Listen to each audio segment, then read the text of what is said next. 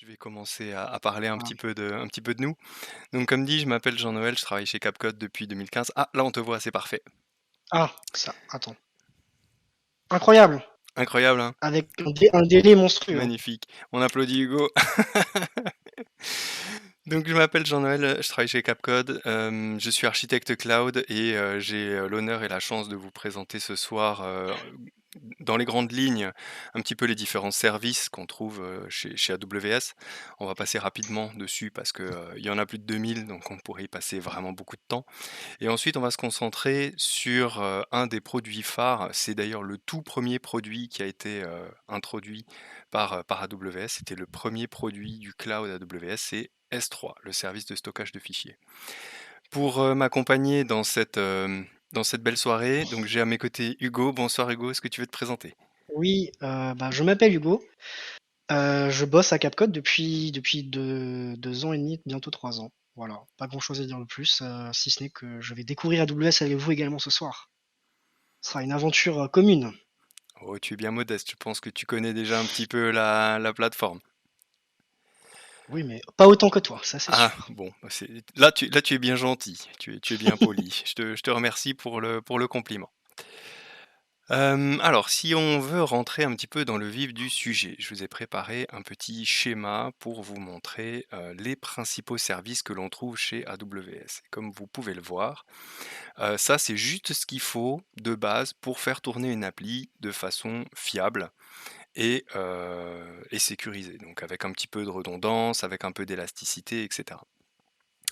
Donc tout ça c'est vaste, donc on va parcourir un petit peu tout ça et on va se concentrer après sur cette zone ici, sur la partie S3 qui est représentée par un seau, pour essayer de voir un petit peu ce qu'on peut faire avec et donc, on a préparé des petits scénarios avec Hugo pour vous montrer un peu quelles sont les capacités de ce système parce qu'il est très polyvalent et très intéressant. Alors, mon schéma là, il est organisé en couches. Il y a internet tout en haut et plus on descend dans les différentes couches applicatives. Donc on a d'abord un peu de sécurité, ensuite il y a un peu de publication web avec le serveur DNS, tout ce qui est cache de distribution de contenu et cetera. Ensuite, on a une couche qui permet la montée en charge avec le load balancer et un autre service qui sert à créer des API sans avoir à se casser la tête et à tout développer. Ensuite, on a une couche, chez AWS, on l'appelle la couche de compute. C'est, la couche qui permet en fait de mettre en place tout le code en fait et faire tourner tout le code. Donc là-dedans, vous allez trouver, de la machine virtuelle avec un service qui s'appelle EC2, du conteneur Docker de base avec ECS. Il y a aussi un service managé qui sert à faire tourner Kubernetes. Et puis il y a un service de batch aussi qui permet de planifier des tâches quand on a des batchs nocturnes à faire fonctionner. Mais, une VM, c'est rien s'il y a pas du stockage, en fait, parce que sinon c'est juste un CPU, de la RAM, on peut faire tourner des process, mais on peut rien enregistrer. Donc toute cette couche de compute, elle est connectée en dessous à, des choses qui permettent donc d'accéder à des données. Donc les données, elles vont être dans cette couche ici, ça c'est notre couche de données. On va avoir tout d'abord, les données stockées sur tout ce qui est file system. Donc on va trouver ici, un service de stockage de blocs. Le stockage de blocs, ça permet de monter des disques durs en fait. Votre disque dur, c'est des blocs qu'on qui sont alloués pour stocker vos fichiers dessus. Mais le stockage de blocs, c'est monomachine en fait. On peut pas faire de cluster avec, on peut pas faire d'autres dispos. Donc c'est complété avec 2 services ici, l'Elastic File System et le FSX, qui sont des services qui permettent d'allouer des volumes, donc des disques, qu'on va connecter à nos VM. Et ces disques-là, ils ont la particularité de pouvoir être lus et écrits en parallèle par plusieurs machines. Donc c'est avec ça qu'on fait des clusters. Si vous avez des clusters qui ont besoin de partager des données, eh bien, c'est là-dessus que vous allez mettre vos fichiers. Donc ça se synchronise et tout, c'est vraiment des systèmes avec des grosses capacités. Mais ça, c'est pour du stockage de fichiers. Après, on peut stocker des choses un peu différentes dans un bucket S3. Le bucket S3, je ne vais pas trop passer de temps dessus parce qu'on y reviendra plus longuement après. C'est un système qui permet de stocker des objets. Donc dedans, vous pouvez mettre, de tout. des fichiers texte, des images, des fichiers zip, des données brutes, des données binaires, tout ce que vous voulez, vous pouvez le stocker dans S3. Tant que ça se stocke sur un disque, en fait, on peut le stocker dans S3. Et donc S3, il est accessible directement depuis cette couche de compute. Donc en fait, quand vous concevez une appli, vous avez le choix. Soit vous mettez les données sur des choses qui sont l'équivalent de disques durs, soit vous mettez les données dans ce système de stockage qui est un peu à part. Alors, Et j'ai juste une question. dis-moi tout. Euh, j'ai un peu du mal à voir la différence entre les deux, parce que pourquoi je devrais utiliser l'un plutôt que l'autre? Je... Bon, les specs, on y reviendra plus tard. Ouais, je vais pas parler des specs et des capacités, Ok. de tout ça parce que de toute façon, c'est un enfin, c'est à une échelle qu'on a du mal à imaginer. Par exemple, un objet dans un bucket S3, tu peux mettre un fichier, la taille maximale, c'est 5 téras. Tu vois? C'est pas souvent qu'on a des fichiers de cette Ok, taille-là, oui. donc les capacités, les volumes et tout, c'est des térabytes, c'est des pétabytes, c'est des trucs C'est gigantesques, pas les donc mêmes usages, quoi. c'est ça. Mais la différence entre S3 et les autres types de stockage, c'est que, EFS, EBS, FSX, c'est vraiment des cas d'usage type, cluster de machines comme on le fait aujourd'hui dans les data centers quand on gère soi-même les choses. Donc, tu vas avoir un serveur et il va être connecté à une baie de disque. Cette baie de disque, elle présente des volumes et les volumes, ils sont connectés avec les mêmes technos que tu as là derrière. Donc, c'est un petit peu pour, refaire ce que tu fais déjà en local avec les technos Ok. et les systèmes de stockage actuels. Alors que S3, c'est plus orienté, stockage et diffusion de documents en masse. À la base, S3, c'est fait pour diffuser du contenu. Je peux te donner un exemple, que je pense tout le monde connaît. Quand tu regardes un film dans S3, un film chez Netflix, le film, en fait, il est streamé depuis un bucket S3. Donc Netflix, en Ok. fait, diffuse ses films sur plein de buckets S3 sur la planète. Ensuite, ça part dans des systèmes de cache, le système de cache qui est ici un peu plus haut qui s'appelle CloudFront. Et donc dès que quelqu'un clique dans l'app pour lancer un film, et ben en fait derrière, tu as des buckets qui envoient des données, quoi. Donc c'est pas le même genre d'usage en fait, c'est pas fait pour faire la même chose. Après sinon, bah, les 2 stockent des fichiers, quoi. Donc c'est à toi de voir qu'est-ce qui est le plus adapté.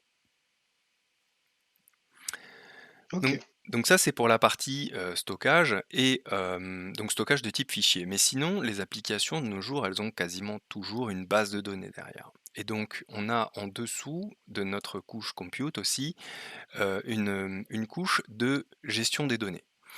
Donc il y a une petite couche intermédiaire ici qui sert de cache. Il y a un produit qui s'appelle Elasticache qui sert à implémenter des caches en mémoire. Donc il y a deux moteurs, il y a Redis et même CacheD. Ce sont 2 moteurs qui sont des standards, hein, c'est les plus utilisés, qui vont servir de cache et qui vont, donc conserver des données qui sont cherchées sur les bases de données dans une structure mémoire. Ce qui fait que quand tu vas chercher 2 fois la même data, bah, tu la cherches une fois dans le serveur SQL par exemple et puis après tu la gardes dans le cache.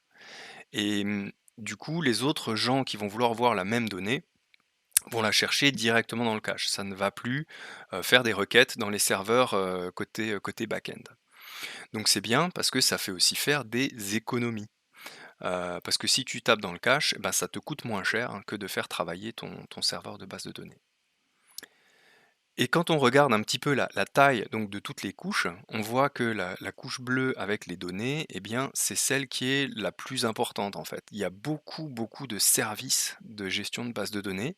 C'est très, très varié. Tu vas trouver par exemple de la base de données relationnelle classique, comme on a tous vu, au boulot ou à l'école, avec MySQL, Oracle, MariaDB, Postgres, SQL Server, tous les grands fournisseurs du marché sont présents et tu peux mettre en œuvre leurs serveurs. Ce qui est bien, c'est que c'est inclus dans le prix, c'est-à-dire que si tu démarres une base de données Oracle, soit tu dis: «Je ramène ma licence» et puis c'est, heu, c'est inclus dans le prix, enfin c'est pas inclus dans le prix, soit tu dis: «OK, j'ai pas de licence» et automatiquement, dans le coût que tu vas payer à AWS, eh bien, ce sera inclus, en fait. Donc tu as pas à t'embêter avec, le licensing Oracle, ou des gens du service, commercial. Tu as pas besoin de demander des prix, quoi. Donc il y a beaucoup d'open source, hein, mais il y a aussi des petites choses, propriétaires. Par exemple, Aurora. Aurora, c'est une base de données compatible Postgres et MySQL, mais qui est développée et maintenue par Amazon, par AWS. Donc, ça reste un serveur SQL, il est complètement géré, donc toi, tu à te soucier de rien. Tu vas cliquer, tu dis: «Je veux une nouvelle base de données» et puis, quelques minutes ou secondes après, elle est disponible et tu peux t'y connecter. Mais il y a aussi beaucoup de variétés. On y trouve par exemple, des bases de données type NoSQL et là on en voit pas mal dans ce schéma. Il y a par exemple, Neptune, c'est une base de données GraphQL. Il y a, DocumentDB qui est une base de données qui est, alors c'est pas du Mongo, mais c'est compatible avec Mongo. Donc, c'est pas mal quand on a du workload Mongo qu'on veut déplacer dans le cloud. Il y a Cassandra, c'est du Bigtable. Il y a DynamoDB, c'est des bases de données key value avec des clés dans lesquelles ensuite au niveau valeur, on va stocker des documents JSON par exemple. Il y a des gros data warehouse pour stocker des énormes quantités de données dans des bases SQL. Il y a TimeStream pour enregistrer des données temporelles. C'est une base de données qui est optimisée pour lire des données sur des périodes de temps précises. Et puis il y a une DB aussi de blockchain. En fait, c'est une blockchain, une base de données basée sur une blockchain, donc immuable. Ce qui est écrit dedans, après, on peut plus jamais le modifier. Et donc, voilà, c'est le genre de service que vous avez à disposition. Donc, au-dessus de tout ça, on va trouver d'autres choses. Donc, aujourd'hui, si quelqu'un veut démarrer sur AWS et construire une appli, il va falloir d'abord qu'il mette en œuvre son serveur de base de données. Donc ça va lui prendre quelques minutes. Ensuite, s'il veut travailler sur de l'AVM, il va créer son stockage. Ensuite, il va démarrer sa VM, il va la connecter au stockage, sachant qu'on peut faire les deux en même temps, hein. Il y a des petits assistants qui permettent d'aller plus vite si on utilise la console. Et au-dessus de tout ça, si on veut un petit peu de flexibilité, on peut utiliser des outils qui permettent de monter en charge, comme l'Elastic Load Balancer. Donc ça, c'est un composant qui va être finalement l'élément sur lequel vos utilisateurs vont se connecter. Et lui, il peut, aiguiller le trafic. Donc, s'il a par exemple une requête sur, mondomaine.com/application 1, ben, application 1, ça va être envoyé sur une machine EC2 par exemple. Et puis le même nom de domaine/application 2, ben, ça va partir sur, une image Docker qui est en train de tourner dans un cluster. Et puis slash application 3, ça sera peut-être derrière, une fonction lambda, donc juste du code déployé tel quel dans le cloud pour être exécuté. Donc ce composant-là, il est important. Ouais, tu voulais dire quelque chose? Il y a quelqu'un dans le chat qui a une question qui demande, si tout ça c'est difficile à configurer ou si ça se fait de manière assez simple? Alors, c'est pas difficile à configurer en soi si tu sais ce que tu fais à peu près, si tu sais de quoi ça parle. Configurer une machine EC2, tu vas choisir une quantité de mémoire, enfin une capacité physique, hein, mémoire, CPU, etc. Tu vas choisir du disque, si tu veux un Windows, un Linux ou autre chose, et puis après, c'est démarrer. Par contre, si tu le fais avec la console, ça peut te prendre pas mal de temps parce qu'il y a beaucoup d'options à configurer. Donc c'est pas dur, mais ça peut être chronophage. Si tu veux aller vite, tu peux utiliser une ligne de commande. Tu as une ligne de commande que tu peux installer. Elle commence par AWS et puis après tu as une. Tu vois, si je fais AWS Help, tu vas voir tous les services en fait sont référencés. Donc tu as voilà tous les services AWS. Donc tu peux gérer tes budgets, tu peux gérer tes batchs, tu peux gérer tes backups. Avec cette ligne de commande, tu peux piloter tous les services en fait. Et donc tu peux faire des scripts, tu peux te préparer des scripts que tu copies-colles dans ta commande, enfin dans ta ligne de commande, ça les exécute et ça te crée tout d'un coup. Voilà, OK. donc c'est pas spécialement difficile. De toute façon, on va le voir après, on va aller farfouiller un peu dans la console AWS, je vais te montrer comment ça marche. Et puis tu verras, si tu sais ce que tu veux faire à peu près, c'est pas compliqué. Oui, puis pour les allergiques à la console, de toute manière, il y a l'interface graphique qui est assez claire et bien faite, oui. Voilà, il y a la en fait, il y en a pour tous les goûts. Pour ceux qui aiment le clic-bouton un petit peu guidé, il y a la console qui est ici, que j'ai ouverte en parallèle. Pour ceux qui aiment être, vraiment efficaces et le scripting, il y a la CLI et puis pour ceux qui veulent, vraiment tout préparer eux-mêmes, il y a même des SDK. Donc tu peux coder en Java, en C#, en Python, en Ruby, en Go, en JavaScript, des morceaux de code qui vont allouer, créer des ressources à l'intérieur de ton compte AWS. Donc tu peux absolument tout automatiser, tout comme tu peux absolument rien automatiser. En fait, c'est toi qui choisis. Donc le load balancer, lui, pour réagir, pour être connu de tes utilisateurs qui sont sur internet, il va avoir besoin d'un nom et ce nom, c'est le nom de domaine, en fait, que tu vas utiliser. Le nom de domaine, il est géré par un service qui s'appelle Route 53. Pourquoi? Parce que, 53, c'est le port, du protocole DNS, en fait, donc c'est un petit clin d'œil à la route 66, hein, ils sont parfois très créatifs chez Amazon. Hem et donc Les motards dans le chat se reconnaîtront. le service route 53, lui, tu vas lui déclarer un nom de domaine. Tu peux même l'acheter, hein, c'est pas juste un service de DNS, hein, c'est carrément un registrar, donc tu peux acheter ton domaine. Et ensuite, tu peux lui dire: «Ben voilà, tout ce qui vient sur mon domaine, capcode.eu, hop, ça part sur ce load balancer. Tout ce qui vient sur le domaine capcode.cloud, hop, ça va sur un autre load balancer qui servirait d'autres contenus, quoi». Donc c'est très souple et il permet aussi de faire de la haute disponibilité parce que si tu as des ressources, par exemple, à Francfort et à Paris, Route 53, il est capable de détecter que tes ressources de Francfort, elles fonctionnent plus et du coup, il renvoie tous tes utilisateurs sur Paris. Donc si tu as doublé ton architecture, eh bien, tu as un failover automatique. En fait, ça détecte les pannes et tu as une très haute disponibilité au niveau de ton service. Voilà, toujours, en frontal des utilisateurs, il y a, le service de distribution de contenu qui s'appelle CloudFront. CloudFront, c'est comme des services, comme, Cloudflare. Vous avez peut-être sûrement déjà vu sur divers sites internet quand vous voulez y accéder, une page qui vous dit: «Ah, Cloudflare, protection contre les denial of service» et cetera. C'est le même genre de système.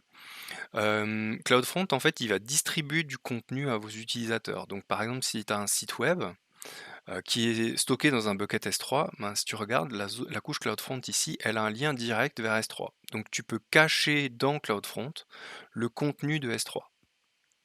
Ce qui fait que si tu as des utilisateurs partout sur la planète, ben, tu peux diffuser le contenu au plus proche d'eux et ils vont avoir de très bons temps d'accès quand ils vont télécharger tes ressources. Petit exemple, quand tu vas télécharger une mise à jour de ton Minecraft, elle sort d'un bucket S3, elle a été diffusée dans CloudFront et tu la télécharges depuis CloudFront. C'est pour ça que ça va, relativement vite.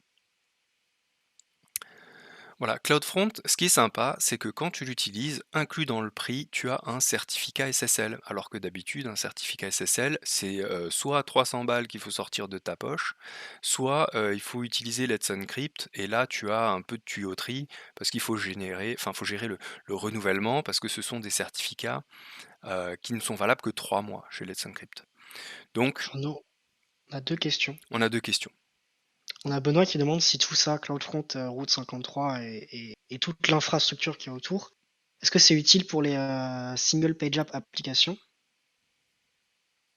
en C'est particulier? c'est très pratique effectivement pour distribuer un bundle JavaScript, donc une single page app, parce que, finalement, c'est Ah, juste c'était un pas une question. document qui est toujours le même et tu veux le diffuser à tout le monde et donc c'est extrêmement bien adapté à ce genre d'usage. Ok. Et on a encore Hermione qui nous demande si les données sont quand même stockées à un seul endroit ou si elles sont stockées du coup à de multiples endroits. Elles sont stockées, à plein d'endroits sur la planète. En fait, il y a plus de 300 data centers, sur l'intégralité de la planète, sur lesquels il y a des serveurs CloudFront. Donc c'est dans les data centers AWS, mais pas que. Chez plein de partenaires, ils ont des serveurs de cache pour que tu aies toujours un serveur CloudFront proche de tes utilisateurs et de ta communauté. Ok, on peut reprendre, je On peut pense. reprendre? La réponse est belle apparemment selon Ça certains marche. utilisateurs. Du coup, ton certificate manager, il va te gérer tes certificats, il va s'occuper de leur renouvellement. Tu ne t'occupes absolument de rien. C'est vraiment cool. De temps en temps, tu arrives le matin, tu as un mail: «Ah, mon certificat a été renouvelé, super, merci les gars» et puis, voilà, c'est juste une info et il y a pas de coupure, il y a pas d'interruption, il y a rien à faire.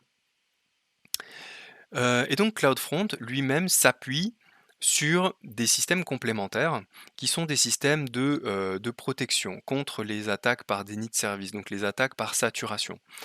AWS Shield, par exemple, c'est un outil qui va servir à vérifier que tu n'as pas une attaque avec plein de requêtes TCP/IP qui viendraient de partout sur internet pour essayer de saturer tes services. Donc il va filtrer ce trafic-là et tout ce qui est abusif, il le dégage. Donc c'est une protection vraiment réseau au niveau TCP/IP.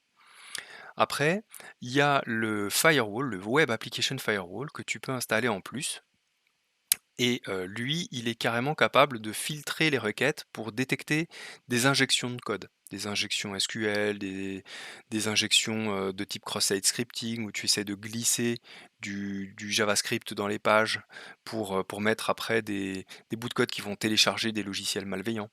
Donc tout ça, c'est en frontal de tout le reste et ça protège, ton infrastructure.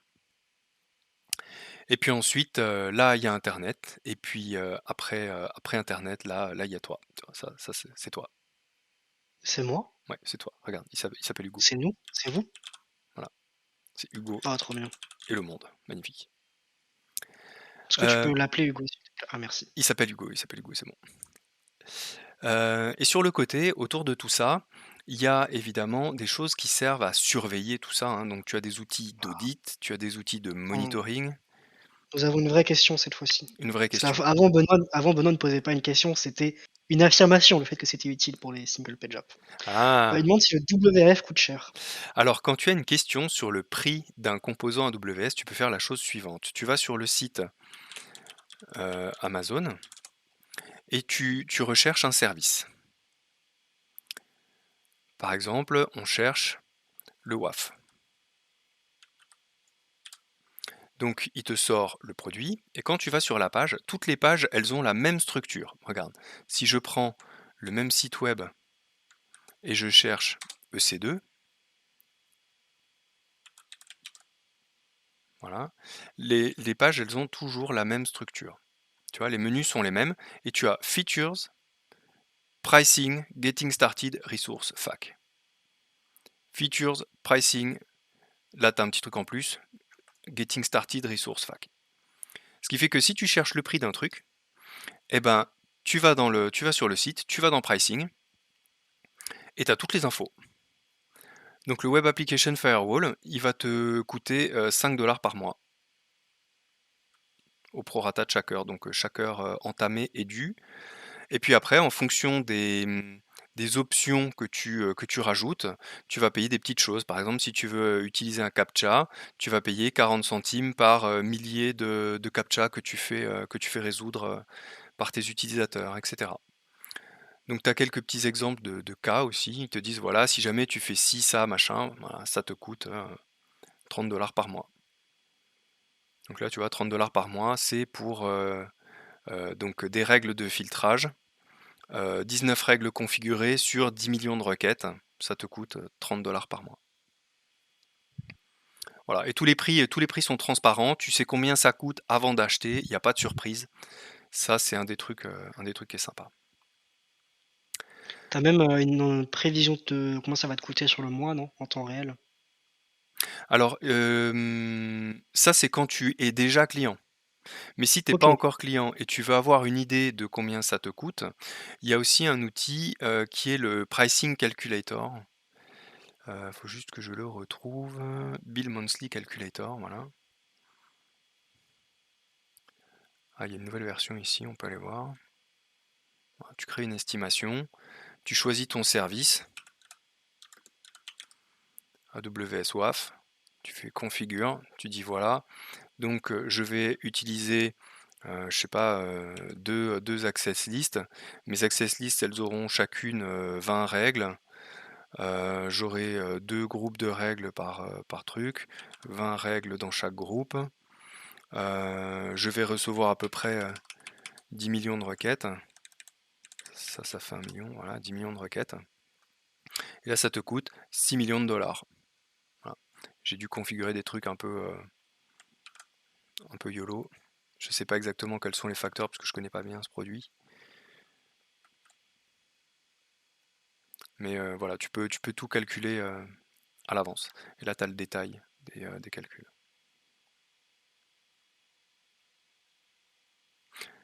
Ah oui, en fait, non, c'est lui, l'unité, c'est le million. Donc là, j'ai mis plusieurs millions de milliards de requêtes, quoi. Ah, je n'ai pas vu. Voilà, Heureusement que Benoît est attentif. 10 millions de requêtes, ça fait 16 euros. Voilà, donc c'est pas hyper cher et ça protège bien, quoi. Voilà, donc on a fait le tour globalement des différents services et donc on peut se concentrer maintenant, à moins que tu aies des questions particulières, sur le Non. service qui s'appelle S3. Le service S3, pourquoi je l'ai choisi comme thématique? Parce que c'est le service peut-être le plus utilisé chez AWS. Pourquoi? Parce qu'il est central en fait. Si tu veux, tous les services qu'on a là sur le schéma, ils vont d'une manière ou d'une autre utiliser le bucket S3 à un moment donné. Par exemple, si tu prends une base de données MariaDB, bah, si tu fais une sauvegarde, la sauvegarde elle va être faite dans un bucket S3. Si tu veux restaurer quelque chose, ça va ressortir d'un bucket S3. Si tu veux, je sais pas, tu fais un snapshot d'une VM EC2, donc tu fais une copie des disques à un moment donné pour faire une sauvegarde, et ben ça part dans un bucket S3. Donc en fait S3, dès que tu as besoin d'uploader des données, télécharger des données, sauvegarder des données dans AWS, tu as toujours un bucket S3 au milieu. Donc c'est un des composants qui est sympa à apprendre et à connaître, parce qu'il te sera tout le temps utile en fait, quoi que tu fasses dans AWS. Donc, qu'est-ce que l'on va voir à propos de ce S3? Eh bien, on va voir comment est-ce que ça se met en œuvre. On va voir un petit peu les capacités de ce système. Et puis, on va mettre en place deux petites choses. On va mettre en place une page, on va héberger une page web avec du SSL, avec du cache via CloudFront, ce qui va nous montrer en fait de bout en bout comment est-ce qu'on configure de l'hébergement avec S3, avec tous les services qui vont bien. On va utiliser Route 53 pour le DNS, on va utiliser CloudFront pour le cache et S3 pour l'hébergement lui-même. Et ensuite, j'ai une petite démo de comment est-ce que l'on peut implémenter de la logique dans S3. Parce que c'est pas que un service de stockage de fichiers S3. C'est aussi un service dans lequel on peut mettre de la logique. Par exemple, quand tu vas télécharger un fichier que tu as uploadé, tu peux faire des transformations en même temps. Donc là, on va faire un petit truc où on va uploader un fichier texte avec des données en minuscules à l'intérieur. On va créer une fonction lambda calée derrière le bucket S3. Et quand on va retélécharger le fichier après, on l'aura complètement transformé en majuscule pour montrer que sans modifier les données à l'intérieur du bucket, à l'usage, on peut faire des transformations dynamiques. Donc, un bucket, ça ressemble à quoi? Bah, c'est ça, c'est une petite liste hein, dans AWS, et on lui donne en général le nom, un nom de domaine en fait. Et si on veut faire de l'hébergement, c'est ça qui va être utile justement, parce que ça va être le nom du bucket tel qu'il sera vu sur internet. On va caler le DNS là-dessus. D'utiliser la nomenclature de nom de domaine, ça permet aussi d'éviter les conflits, parce que tu peux pas avoir deux noms de domaine qui sont les mêmes, sinon c'est deux fois le même truc. Et donc tu peux pas avoir deux buckets qui portent le même nom non plus. Donc un bucket, tu vas toujours le nommer, soit avec une logique, bah, parce que dans celui-là, je veux stocker des logs, soit comme celui-ci, parce que ça, je vais vouloir héberger un site web dessus. Donc voilà la logique de création d'un bucket. Alors un bucket, qu'est-ce que ça peut faire? Eh bien, ça va stocker des fichiers. Ça, je l'avais déjà dit tout à l'heure. On a quelques exemples de cas d'usage ici. Donc on peut stocker toutes sortes de fichiers, ça peut être des données applicatives, ça peut être des images et des vidéos qu'on veut mettre sur son site web, ça peut être des données analytiques qui viennent d'un système et qu'on va vouloir traiter après, ça peut être des données qui viennent de notre data center et qu'on va vouloir ensuite insérer dans des composants qui sont dans AWS, genre des bases de données, des trucs comme ça. Et on peut aussi faire des backups, des restaurations, des choses comme ça. Et le bucket, il a un certain nombre de fonctionnalités. On va pouvoir gérer un contrôle d'accès très fin, donc on va pouvoir dire qui voit quel fichier, sous quelles conditions, etc.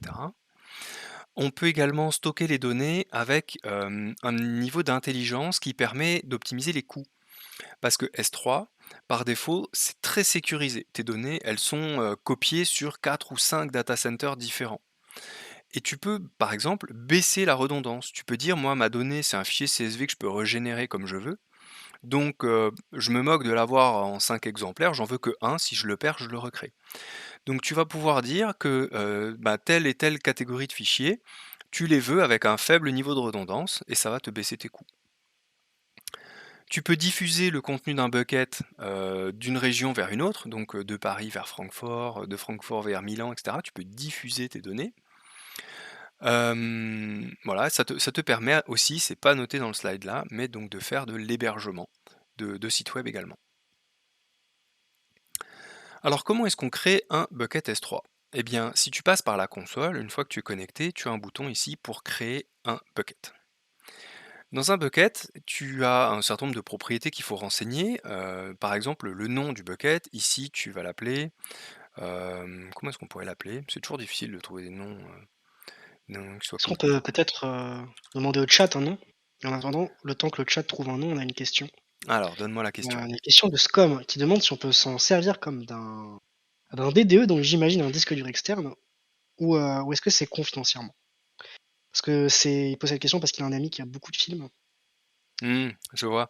En fait, le stockage sur S3, il est vraiment très peu cher et il est vraiment très sécurisé. Donc, si tu as des données à y stocker, c'est vraiment pas mal. Surtout que, en termes de sécurité, ça supporte aussi le chiffrement et tout ça, donc tu as même possibilité d'avoir une bonne confidentialité dans les données que tu stockes. Donc ça peut vraiment remplacer un disque dur. Alors c'est pas fait pour, mais tu peux stocker, ta collection de musique, que tu as enregistrée, des CD que tu as évidemment achetés au préalable, Oui, bah oui, bien sûr. évidemment.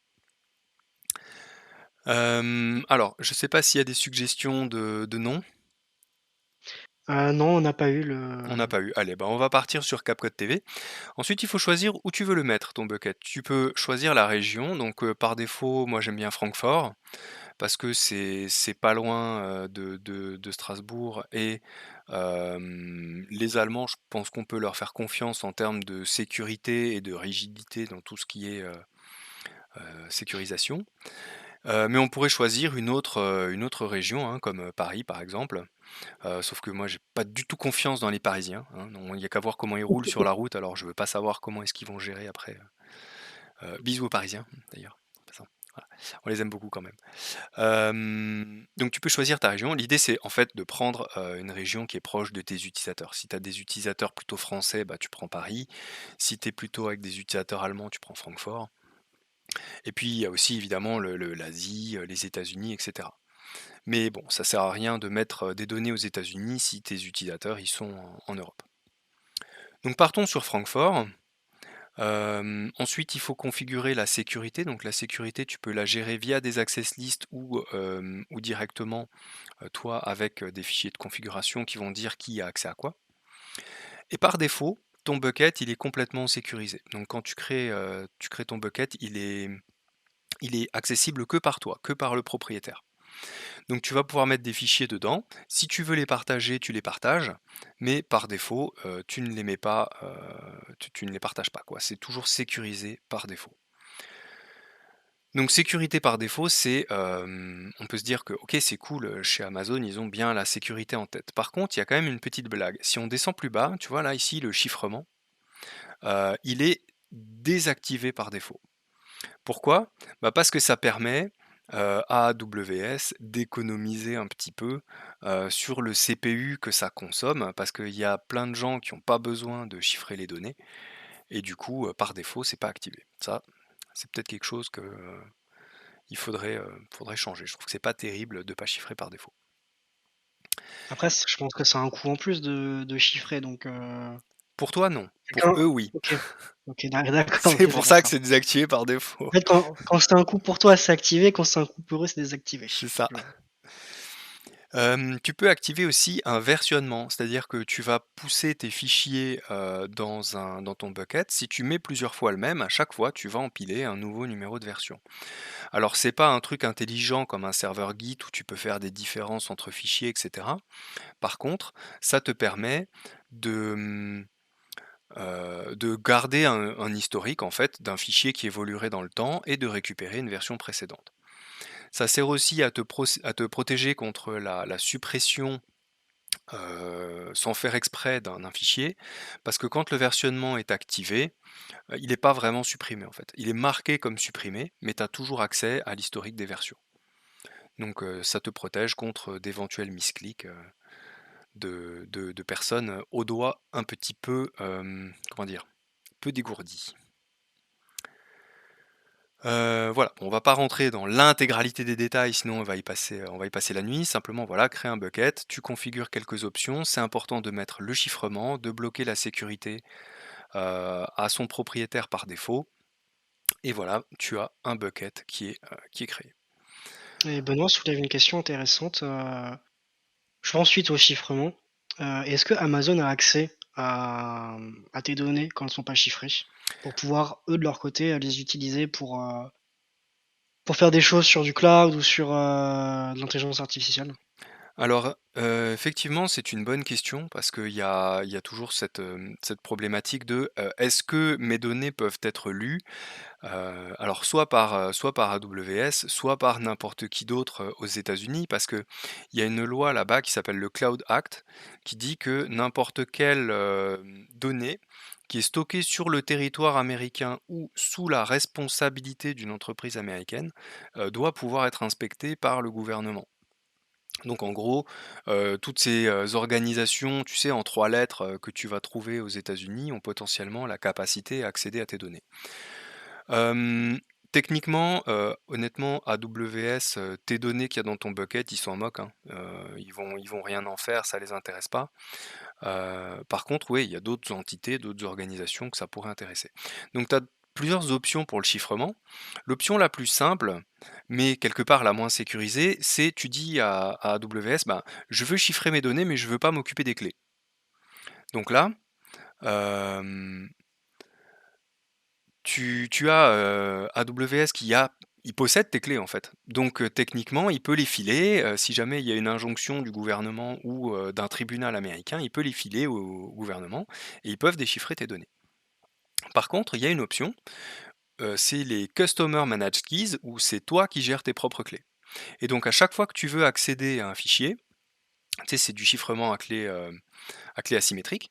Donc eux, ils ont, la clé publique et toi, dès que tu vas télécharger un document, tu le télécharges sous sa forme chiffrée et tu le déchiffres. Et du coup, là, ils n'ont pas les clés.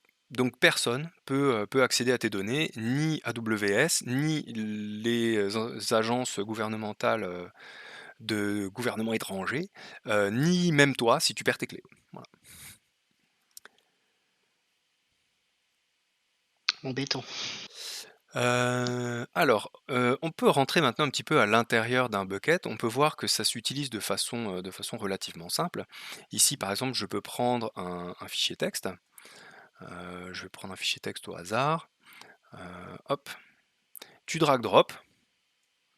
Tu as une interface qui vient qui te dit d'accord, donc tu veux uploader des choses. Ok, bon, la taille max, c'est 1 giga.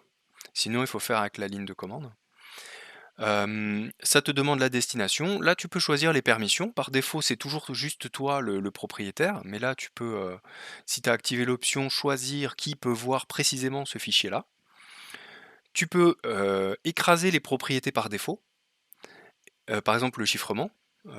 Tu peux dire bah, celui-là, il n'est pas chiffré ou il est chiffré différemment. Et donc, tu peux respécifier les choses. Cette partie classe de stockage, on va y revenir dans un instant. Voilà, donc tu cliques sur Upload. Ton fichier, il est là, il est uploadé. Et puis après, tu peux y accéder. Tu peux y accéder comme ça, tu cliques dessus, tu vois ses propriétés. Tu cliques sur Download, ça le télécharge. Voilà. Si tu utilises la ligne de commande, tu peux faire un petit AWS S3 LS, comme si c'était un Linux. Capcode TV, tu donnes le nom de ton bucket, et ça te dit que tu as bien un fichier à l'intérieur. Donc voilà, tous ces outils, ça pointe vers le même truc et du coup tu peux voir et retélécharger ton fichier. Donc Il y a, il y a Benoît qui revenait sur le cas qu'on disait avant de AWS qui utilise tes images. Il demandait si justement est-ce qu'il ne pourrait pas s'en servir dans le but. Il donnait l'exemple de il stocke des photos avec un nom explicite. Est-ce que ça pourrait aider AWS à nourrir leur intelligence artificielle, par exemple pour détecter des visages ou des feux rouges, des choses comme ça? Est-ce qu'ils ont le droit de faire ça, du coup? le droit, ça dépend, des conditions d'utilisation. En fait, quand tu utilises le cloud AWS, tu es dans un contexte d'usage professionnel. Donc, ils vont pas chercher à faire ce genre de choses et il n'est pas écrit dans les contrats que tu les autorises à faire, ci ou ça avec tes données. Par contre, si on met AWS de côté et qu'on parle de la société Amazon.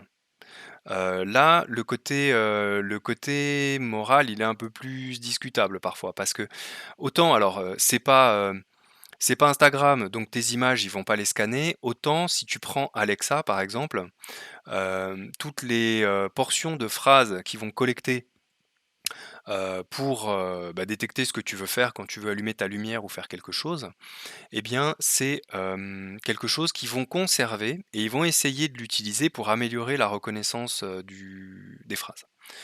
Mais dans ce cas-là, c'est écrit dans les conditions du contrat. Si tu veux, quand tu achètes un produit Alexa et quand tu l'enregistres, tu as des petites lignes, évidemment que personne ne lit, mais il y a quand même des petites lignes qui disent: «Attention, on se réserve le droit de machin». Donc effectivement, c'est pas ouf. Après, ils font tous ça, hein. Apple fait pareil, enfin tous ceux qui ont des systèmes comme ça de reconnaissance de voix, ils ont tous, besoin de ces données pour améliorer leur système et donc ils font tous pareil. Voilà, donc je pense que les photos de Benoît sont beaucoup plus à risque sur Instagram que sur AWS, hein. Alors si on se penche un petit peu sur les propriétés de notre bucket, on peut faire des choses intéressantes avec. Par exemple, quand j'ai des buckets qui vont stocker, beaucoup de fichiers de log. Tiens, je crois que j'en ai un qui fait ça, le logs ici. Tu vois, j'ai pas mal d'objets dedans, hein, parce que, ben, tout ce qui se passe sur AWS qui génère des logs, bah, c'est centralisé dans ce bucket-là. C'est moi qui ai fait cette config-là pour tout avoir à un endroit précis. Ces fichiers-là, tu vois, j'en ai des vieux et je me dis: «Mince, moi je paye du stockage pour ces fichiers-là alors que, de toute façon, ceux qui ont plus d'un mois, j'en ai rien à faire qu'ils soient stockés de façon sécurisée, quadruple redondé, machin». Et puis, surtout ceux qui ont plus d'un an, je peux les dégager, je pourrais les purger. Mais tu vas pas aller dans la console et tu vas pas cliquer sur tous les vieux fichiers pour faire delete, et cetera. Surtout que regarde, à chaque fois que tu veux virer un truc, tu cliques sur delete, ça te dit: «Ouh là là, attention, tu vas supprimer un fichier» et il faut écrire: «Oui, permanently delete». Sinon il veut pas le supprimer, tu vois? Tu as même pas le bouton. Donc c'est relativement casse-pied. Donc si tu veux pas t'embêter avec ça, mais que tu connais aussi le cycle de vie de tes objets, eh bien dans les propriétés du bucket, tu vas pouvoir configurer ce qu'ils appellent l'intelligent tiering. L'intelligent tiering, tu vas pouvoir dire, ben voilà, euh, AWS, tu vas mesurer l'accès à mes fichiers. Tout fichier qui n'a pas été lu depuis 30 jours, tu vas le placer sur un stockage qui coûte moins cher. Tout ce qui n'a pas été touché depuis 90 jours, tu l'archives dans le système qui s'appelle Glacier. Glacier qui est très lent à utiliser mais qui coûte extrêmement peu cher. Euh, ou alors tu peux carrément dire tout ce qui a plus de 6 mois, ça dégage. C'est purgé. Donc tu peux créer une configuration ici, soit en mode intelligent, où là c'est lui qui va décider comment est-ce qu'il place les trucs selon les cas d'usage, ou alors toi tu peux définir tes propres règles. Mais là, tu vois, c'est typiquement le genre de truc où cliquer dans la console, ça te fait passer un temps considérable. Donc, ce que tu peux faire, hein, si tu veux moins t'embêter, c'est préparer ta config dans un petit fichier JSON que je vais te montrer tout de suite. Voilà. Et dans ce fichier, tu me dis si c'est assez grand, hein. Je sais pas si c'est très lisible. Alors moi, j'ai pas une assez bonne connexion pour voir le stream en live, donc OK, bon j'agrandis un je peu. ne suis pas en temps réel. Le temps OK. que ça recharge, mais sinon les gens dans le chat peuvent vous le dire, je pense. Donc tu vois, tu peux définir un certain nombre de Ouais, ça règles. va. Ça va? OK. Là, j'en ai mis une de chaque, hein, pour que ce soit un peu complet. Donc on va dire que de tout ce qui se trouve dans le dossier /logs, eh bien, après 30 jours, ça passe dans une classe de stockage standard, donc qui coûte moins cher. Tout ce qui a plus de 60 jours, ici j'ai une deuxième règle où je dis que ben, tout ce qui est dans /logs, access logs, après 60 jours, ça dégage dans une zone où il y a moins de redondance, donc tu n'as plus qu'une copie au lieu de 4, donc ça coûte encore moins cher. Ici je dis qu'après 90 jours, c'est déplacé dans le service qui s'appelle Glacier, Glacier qui permet donc de faire de l'archivage. Et puis tout à la fin, tu peux dire, ben voilà, après une certaine date, je purge. Et donc tes objets, ils vont suivre ce cycle de vie automatiquement. Ça surveille l'usage et ça transitionne automatiquement pour te faire économiser en fait, pour que tu n'aies pas besoin toi-même de penser à ce genre de choses et que tu aies toujours le meilleur rapport besoin et coût tout simplement. Voilà, une policy comme ça, eh bien ça se crée, ça s'installe assez facilement. Tu peux utiliser une petite ligne de commande. J'en ai un exemple ici. Voilà, donc si je prends la policy, je vais la mettre sur mon file system, je vais la mettre dans un c2.tmp.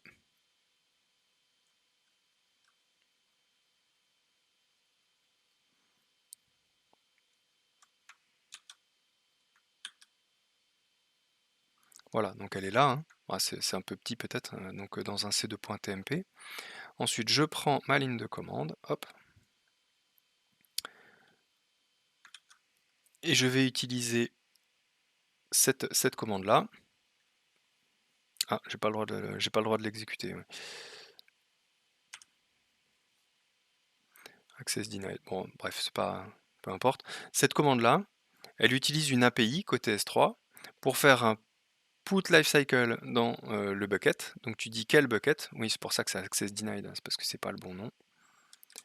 C'est donc sur le bucket qui s'appelle CapCut TV. Hop. Et tu mets -lifecycle configuration et tu mets le chemin vers ton fichier.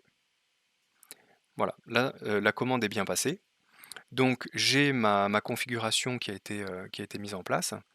Et maintenant dans les propriétés du bucket, hop, alors ça, on va voir où c'était. Properties, est-ce que c'est dans l'intelligent tiering? C'est pas là.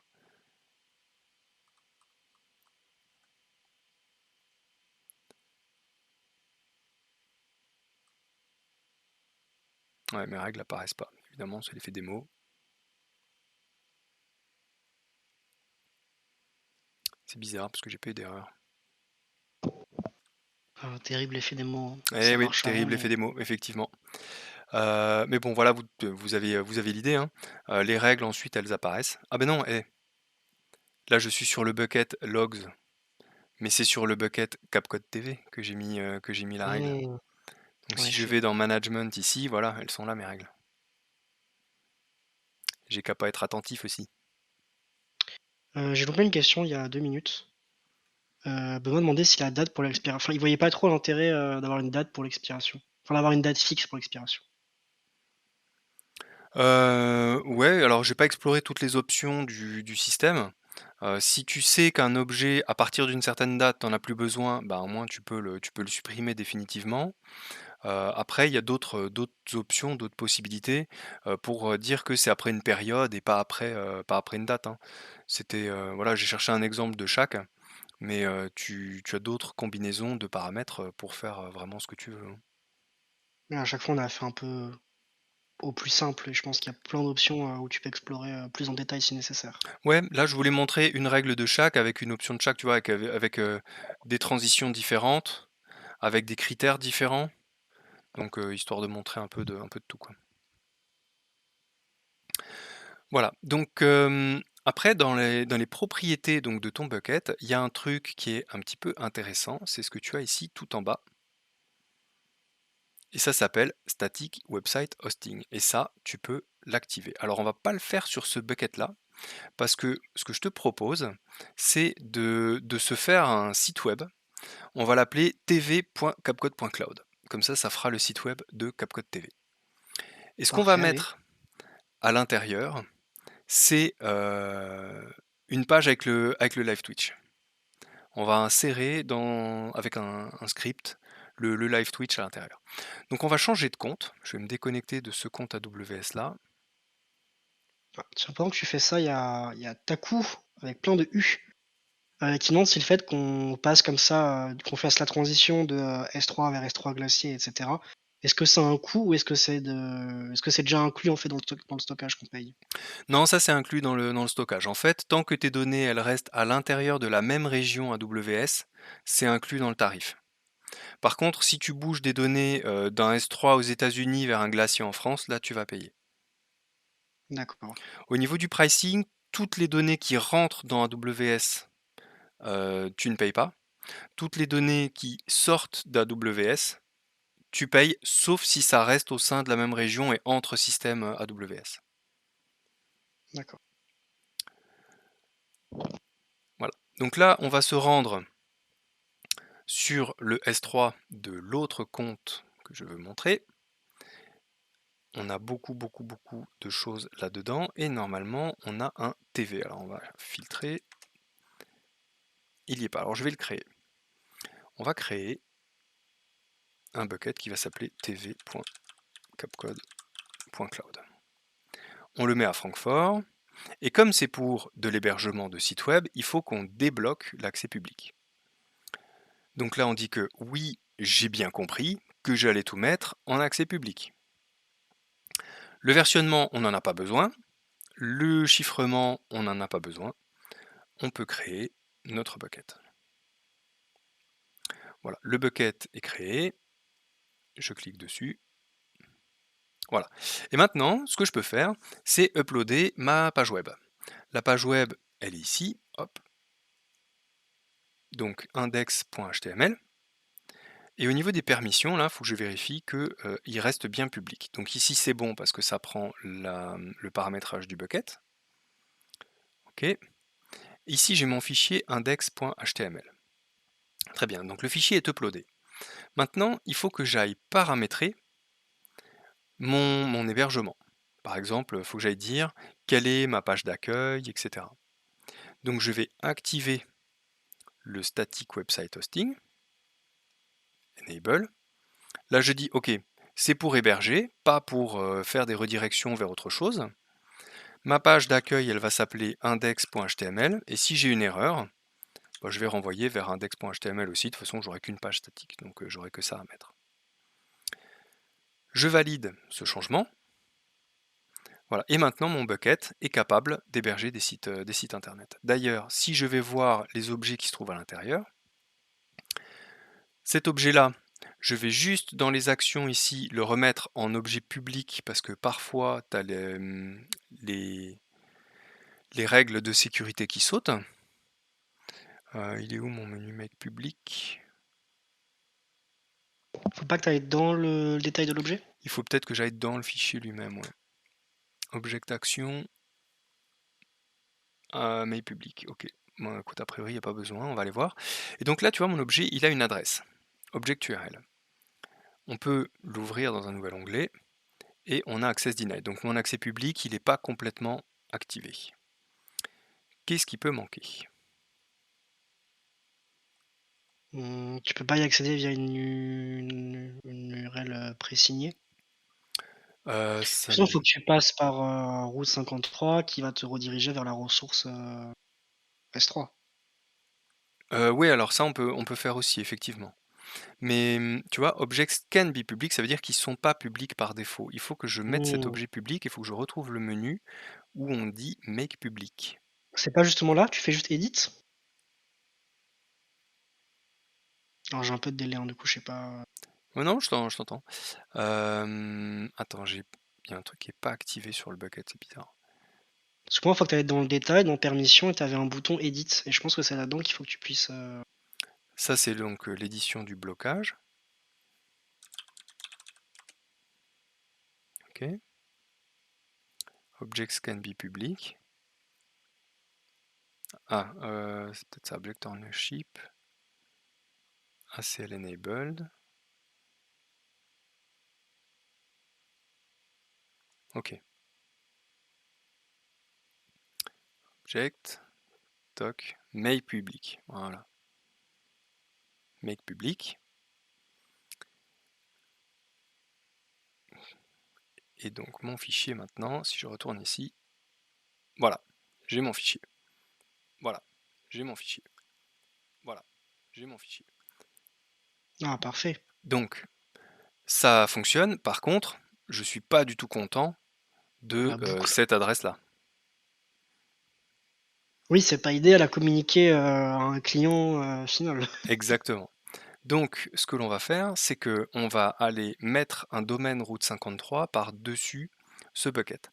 Mais pour faire ça bien et que les performances soient bonnes, et puis surtout que ça nous coûte moins cher, ce bucket-là, il faut le mettre derrière une distribution CloudFront. Donc on va aller dans CloudFront, qui est notre système donc, de gestion de contenu. Et C'est le si je... CDN, c'est ça. C'est le CDN, voilà. Je crée une nouvelle distribution. Hop, ça va être sur tv.capcode.cloud. Donc là, je choisis mon origine. C'est de là que viennent donc les données qui seront cherchées et mises dans le CDN. Voilà, Enable Origin Shield. Nanana. Là, tu veux rediriger automatiquement tout ce qui est HTTP vers du HTTPS. Comme ça, Mhm. tout le monde ne fait que de l'accès sécurisé. Il peut compresser les objets automatiquement. Tu peux filtrer les requêtes que tu acceptes. Nous, pour l'hébergement de sites statiques, bah, get et head, c'est très bien. Et du coup, faut pas que tu cliques sur redirect HTTP to HTTPS? C'est activé là déjà. Ah non, pardon, oui, tu as raison, merci. J'avais le nez dessus, je l'ai pas vu. Donc il faut cliquer là-dessus pour l'activer. Voilà, tu peux choisir aussi tes headers, tu peux manipuler les headers qui viennent, qui repartent, etc. Voilà, ça tu peux l'associer à des fonctions, mais ça c'est un peu pointu, je vais pas aller dessus, sinon on va y passer trop de temps. Et là tu peux choisir l'endroit de diffusion. Alors par défaut, Use all edge locations, ça te diffuse ton contenu sur toute la planète, hein. Donc c'est peut-être un peu... Parce qu'il y a pas. Quand c'est pour des clients locaux en France, c'est peut-être pas nécessaire, ouais. voilà, c'est pas nécessaire, et Encore puis une fois, ça leur fait de l'argent en plus. c'est ça, c'est ça. Si tu fais pas gaffe, par défaut, bah tu payes, hein. Donc là on va prendre juste États-Unis et Europe, parce que sinon, bah, c'est ce qu'on a de périmètre de plus petit, quoi. Et là, tu vois, on peut choisir le WAF. Si on a configuré le WAF, on peut le mettre, on peut choisir la règle qu'on veut appliquer à notre distribution. Et là, on peut choisir un autre nom de domaine. Alors justement, c'est là que c'est bien, parce qu'on va pouvoir dire, hey, en fait, moi je voudrais que ce soit sur tv.capcode.cloud. Et tu peux aussi choisir ton certificat SSL. Alors soit tu en as un et tu le choisis dans la liste, soit tu cliques sur Request, ça t'envoie sur le Certificate Manager, t'en crées un nouveau, et puis tu peux le sélectionner après dans la liste. Donc là, on peut prendre notre étoile.capcode.cloud. Tu peux choisir la compat TLS que tu veux, le support d'HTTP2 si tu as envie, le logging si tu veux avoir l'équivalent d'un access logs Apache, et puis une fois que tu es OK, tu peux créer ta distribution. Donc là, ce qui se passe, c'est que les données, elles sont piochées du bucket, et elles sont distribuées partout sur les edge locations sur la planète.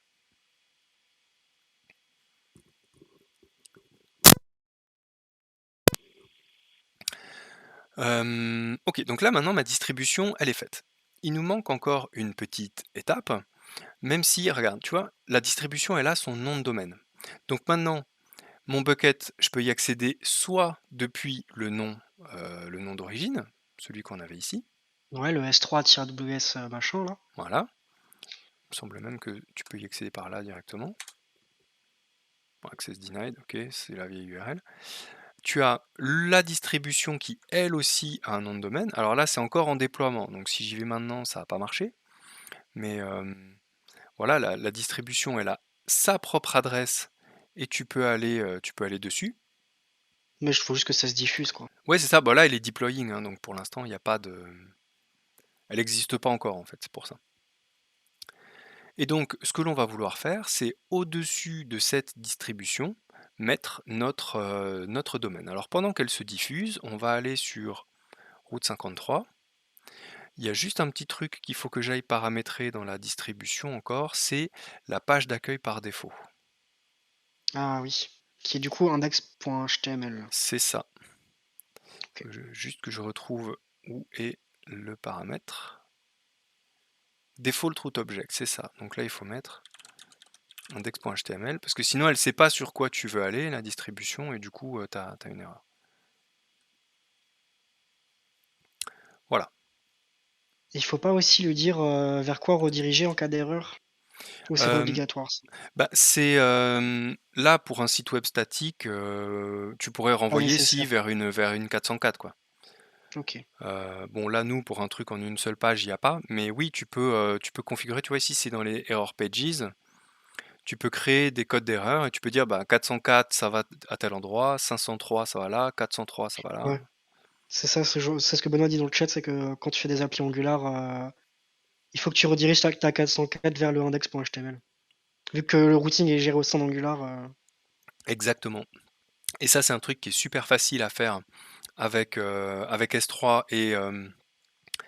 et CloudFront, et c'est un truc que j'ai dû faire pour un client chez un autre hébergeur il n'y a pas longtemps, et j'ai passé une demi-journée à trouver comment est-ce qu'il faut mettre en place cette ouais. redirection, et au final, c'était pas possible de le faire dans leur interface de paramétrage. Il a fallu que je crée un fichier de config Apache .htaccess avec les règles de redirection et que je l'upload comme si c'était un fichier HTML avec leur console de gestion, quoi. Quelle Donc horreur. voilà, un peu galère, quoi. Ouais, donc 4 heures de travail au lieu de 5 minutes, quoi. Ouais, même pas. Si jamais tu ne veux pas diffuser, ton contenu à certaines zones géographiques ici, tu peux faire du geofencing. Donc si maintenant, je suis pas content de certains responsables politiques d'Europe de l'Est, je pourrais totalement leur interdire la visualisation de notre stream.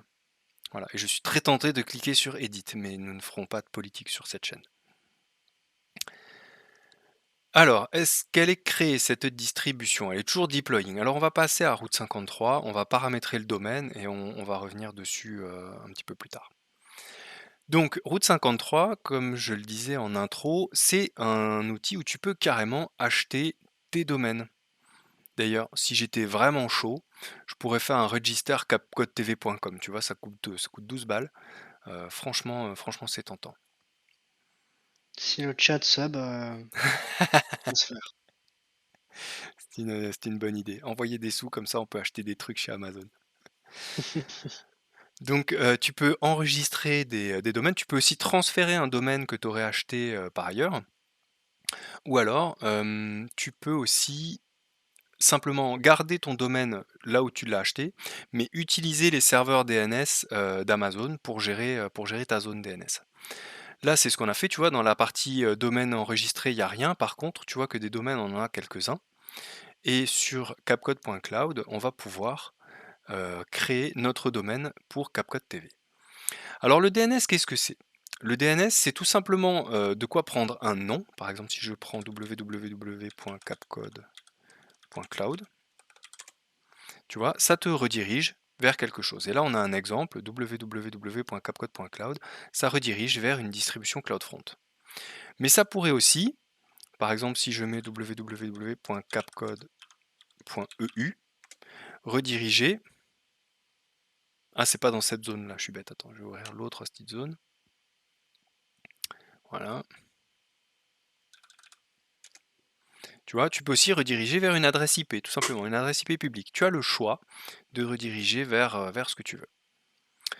Donc, ici, nous, ce qu'on veut faire, c'est créer un nouvel enregistrement, un Du coup, nouveau... Jean-No, tu pourrais avoir totalement toute ta machine ailleurs et faire ton DNS que via AWS en fait, si t'avais Complètement, envie. complètement. C'est Ok. exactement le... Non, c'est plus le cas parce que cette machine-là, avant, elle était ailleurs et on l'a migrée chez Amazon. Mais effectivement, l'IP, elle pourrait être n'importe où. Tant que c'est une machine avec une IP publique, tu peux le faire. Je crois que c'est ce qu'on fait encore pour un client. C'est fort possible. Donc www.capcode.cloud. Maintenant, on va créer l'enregistrement pour CapCode TV. Donc on va créer tv.capcode.cloud. Tu peux créer plusieurs records d'un coup, hein, si tu veux. Tu vois, tu peux faire add, puis tu peux en mettre 2, 3, 4 si tu sais ce que tu veux faire. Tu peux aussi tout faire avec la console, évidemment. Et donc Oui. là, ce qu'on veut, c'est faire quoi? Ben, on veut créer un enregistrement, non pas vers une adresse IP, on veut créer un enregistrement vers une ressource.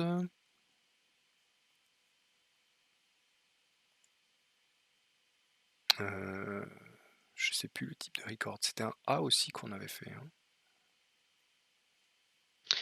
Je ne sais plus la différence entre A et CNAME. Je sais que c'est un C'est des deux. c'est quasiment la même chose. Je vais pas aller prendre la magnifique doc que j'ai écrite et aller chercher si tu veux. Bah, je pense que le A va fonctionner. Je veux bien que tu clarifies le point pendant que je crée la suite. Donc là, je vais prendre le nom de la distribution CloudFront qui a été créée, enfin, et je vais mettre l'alias par-dessus. Tiens, on va envoyer ça comme ça. Tu peux spécifier un TTL. Le TTL, c'est le time to leave, donc c'est le temps que les requêtes DNS sont gardées en cache. Et là, on peut faire du routing. Alors, il y a des options de routing intéressantes. Par exemple, si tu as si ta distribution, elle peut diffuser des données à Paris et à Francfort, ou si tu as des buckets S3 à Paris et à Francfort, tu peux dire à Route 53 de faire, par exemple, du routage par géolocation. Donc tes utilisateurs allemands, ils seront redirigés vers Francfort, tes utilisateurs français, ils seront redirigés vers Paris, et comme ça, tu peux les envoyer vers l'endroit qui est le plus proche pour qu'ils aient les meilleurs temps de réponse possibles. Tu peux aussi faire du failover. Donc si jamais tu as une région qui répond plus, une région Amazon qui répond plus, bah, tu peux rediriger vers une autre. Enfin, le DNS, il a vraiment un rôle clé aussi dans la disponibilité de tes applications. Donc là, je crée mon record. Ouais, non, donc le A, il veut une IP adresse, hein, donc il faut qu'on lui mette un Je pense CNAME. que c'est CNAME. Ouais, Le A, c'est sur les quand on dirige vers le LB. c'est ça. Voilà, donc là, c'est créé. Donc on a notre tv.capcode.cloud qui est prête. Donc ça redirige vers CloudFront. Alors on va essayer d'accéder à la distribution CloudFront. Maintenant, est-ce que ça fonctionne ça? Donc j'ai bien ma chaîne qui s'affiche. Donc ça fait une jolie boucle, hein, c'est marrant. Hop. Et j'avais configuré un nom de domaine alternatif là-dessus. J'avais mis un Mhm. www.capcode.cloud. Donc normalement les deux sont fonctionnels.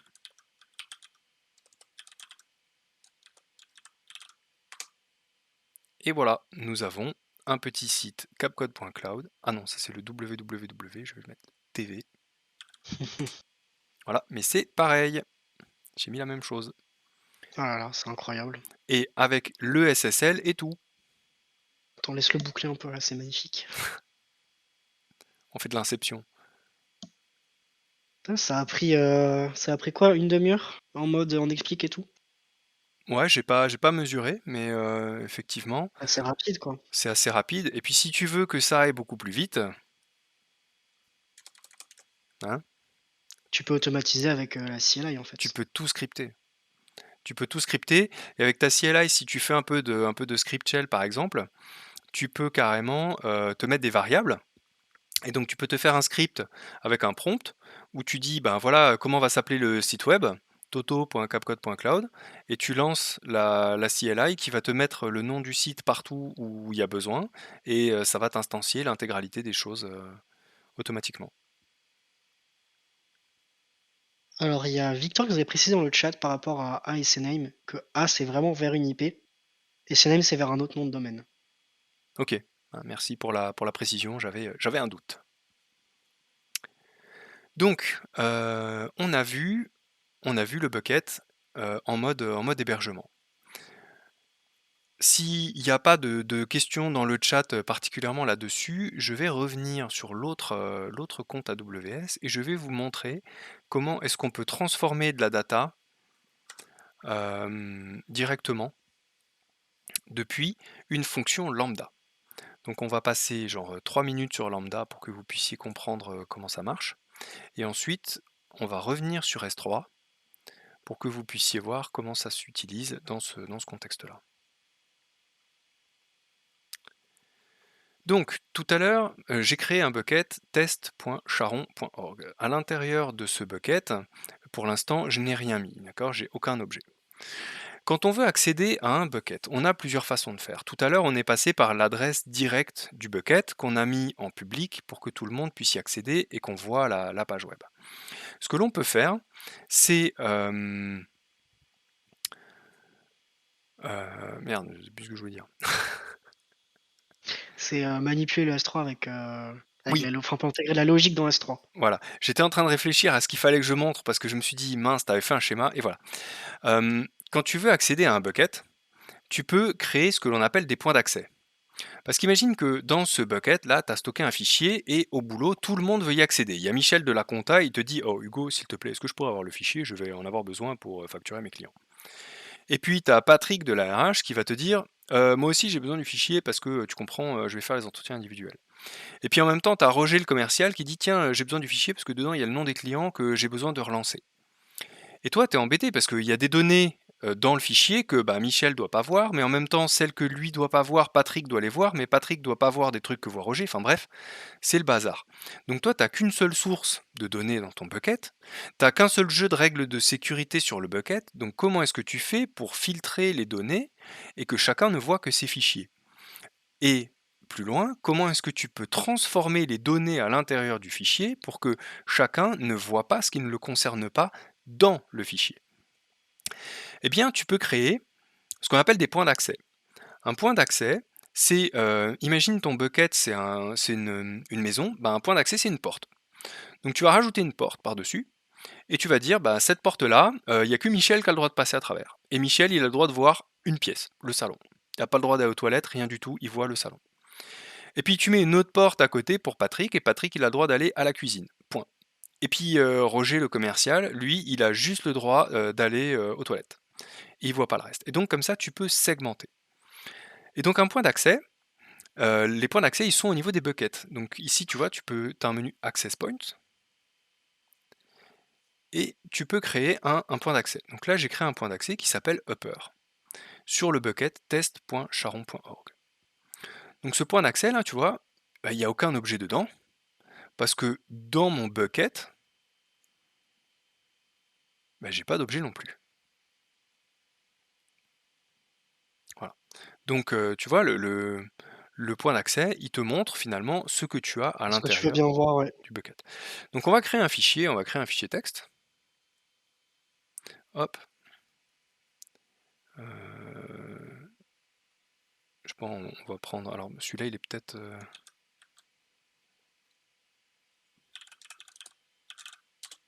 On en crée un, on met des trucs au pif sinon. Ouais, c'est ça, on va mettre un truc au pif. Alors, on mettra dedans le prochain message du chat. Ah, mais attends, je peux peut-être copier-coller des choses du chat, carrément. À Incroyable. condition qu'il n'y ait pas de messages insultants à propos de certains dirigeants, par exemple, du Non, pays. non, ça va de ce côté-là, c'est calme. Moi, actuellement, ça danse la samba dans le chat. D'accord, formidable. Hugo avec des cheveux, super avec des. Ah, je suis bien d'accord.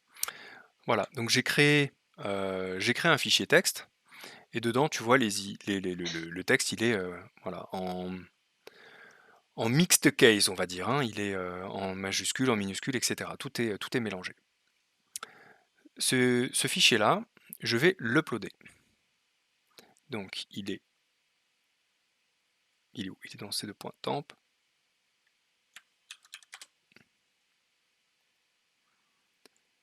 Test.txt, je l'upload. Là, je le mets dans le bucket. Upload. C'est bon.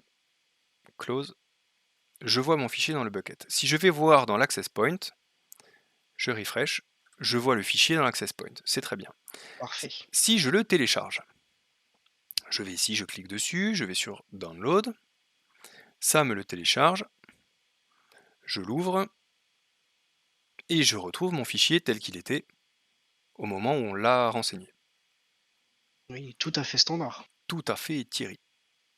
Donc, Cet access point là, donc il va me servir à gérer la sécurité, tu vois? Là, j'ai un onglet permissions et je pourrais dire: «Ben, voilà, telle personne, elle a le droit d'accéder aux fichiers au travers de l'access point et telle autre personne n'a pas le droit» et comme ça, tu peux vraiment contrôler, comme je te le disais dans le schéma ici, qui accède à quoi, au niveau de ton bucket. Mais il Ah nous donc en manque fait l'access point c'est ta porte d'entrée quoi? c'est exactement ça, c'est la Oui. porte d'entrée vers le bucket et tu peux Et mettre tout le autant de monde n'a pas portes. forcément cette clé, pour cet access point là? Voilà, Ah tu peux dire il est plus inaccessible à cette personne-là. OK. c'est exactement ça. Et un access point, ça peut servir de support donc à une fonction lambda. Une fonction lambda, qu'est-ce que c'est? C'est du code que tu vas mettre dans le cloud et qui va s'exécuter en mode serverless directement. Donc si je prends une fonction ici, j'ai codé une petite fonction en Python qui s'appelle toUpperCase.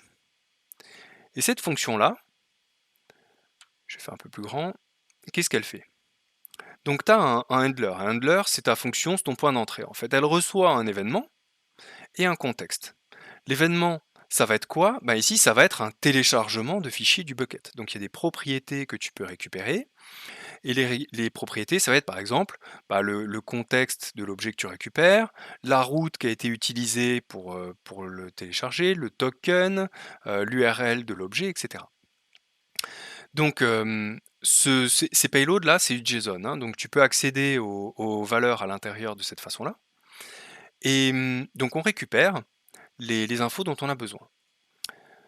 Ensuite, on utilise donc l'API, enfin la librairie request de Python.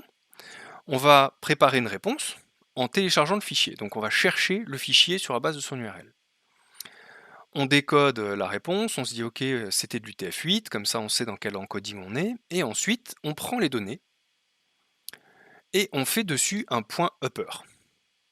Donc on prend l'intégralité du texte, on colle tout en majuscule, et ensuite on utilise un client S3 pour faire un write object response et on va dans le body écrire le nouveau contenu.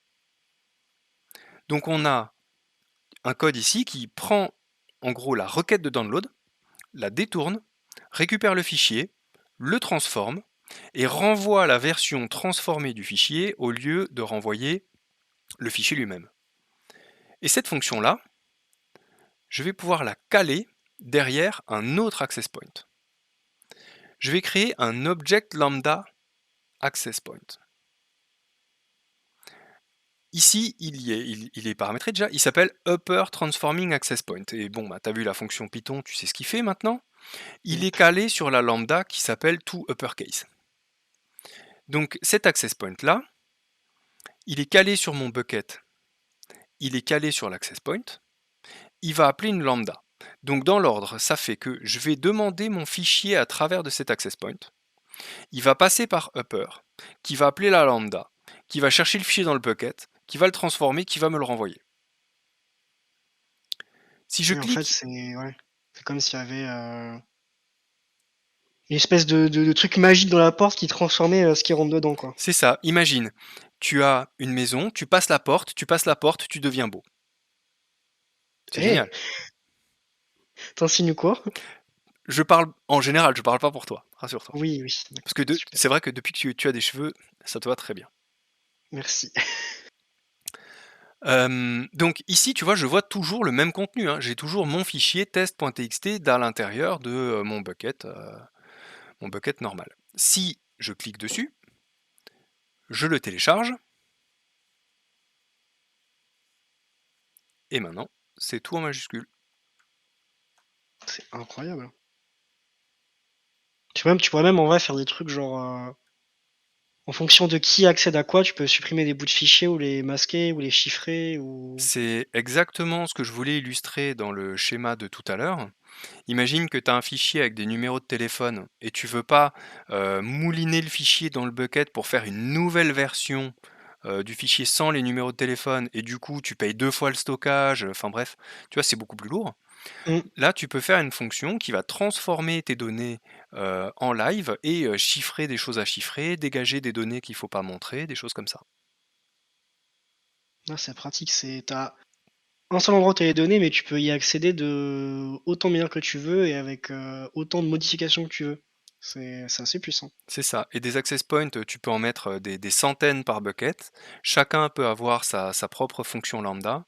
Et comme tu l'as vu, les buckets, tu peux même les empiler les uns par-dessus les autres, hein. Donc, alors, j'ai pas testé parce que c'est un peu extrême, mais tu dois même pouvoir empiler des couches de logique, hein.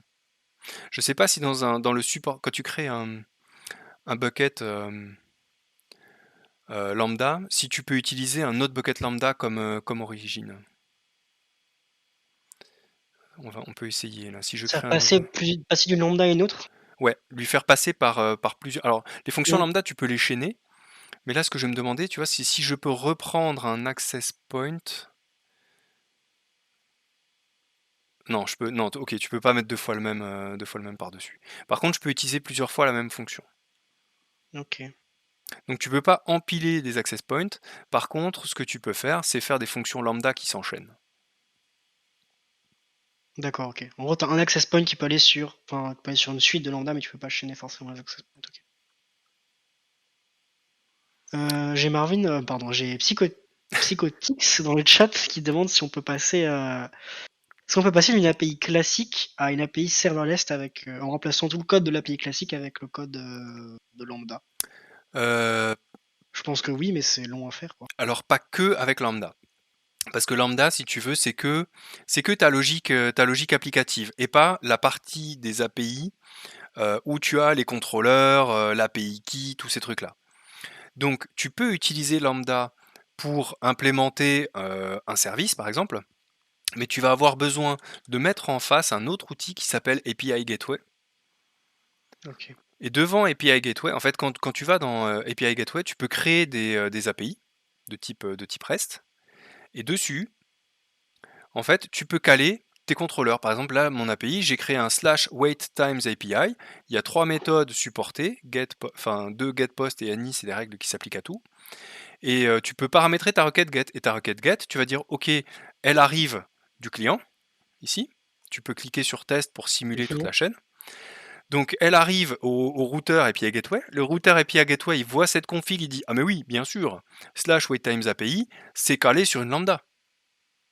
Donc ça va router la requête à lambda, la fonction lambda elle est là, tu peux cliquer dessus Mhm. pour aller voir la fonction.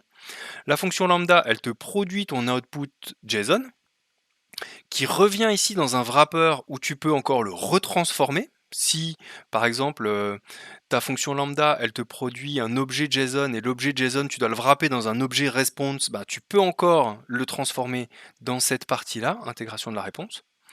Et ensuite, tout ça, ça repart dans une réponse qui par défaut est du HTTP 200 avec un content type. Et ça repart chez le client. Et donc là-dessus, Et tu peux les étapes comme créer. ça, tu peux en mettre autant que tu veux. Alors des étapes, tu peux. Non, ça c'est toutes les étapes que tu as. Par contre, Ok. tu peux créer autant de ressources que tu veux. Tu peux créer des flux différents pour des méthodes différentes. Par exemple, ça c'est Mhm. un flux de get, mais je pourrais avoir un flux différent pour un post. Pour le post ou pour Tu le vois, patch, le ok. post là, il est créé, mais il est même pas configuré.